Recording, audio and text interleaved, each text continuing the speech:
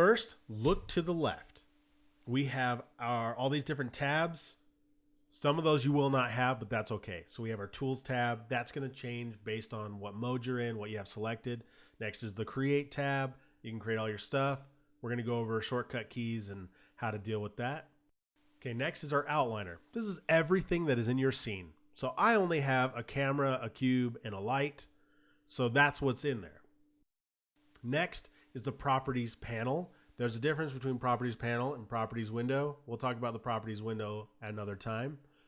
Here is based on what you have selected. So I have the sun selected. You can see that I have a little light icon, so I can change those things, energy, color, all that sort of fun stuff. If I select this cube, you'll see that these all change.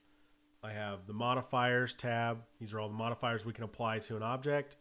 Vertex groups, materials, textures, physics, and particle systems, which we may or may not get into. Next up is down at the bottom, we have our timeline. You can scrub through that by holding down your right mouse button. If you want to customize your windows, you can do that by dragging from the top right corner. You see the little markings there. You can drag down or to the left. Now don't get stuck in the beginner's trap, which is, oh, I made all these windows and I can't get rid of them.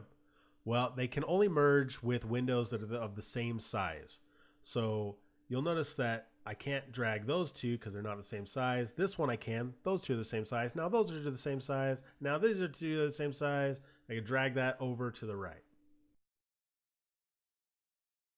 Blender also has some pre-made things for you. This is the default scene.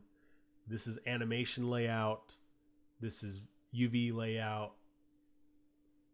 Video editing. There's all these different things that they've made for you that are available to you.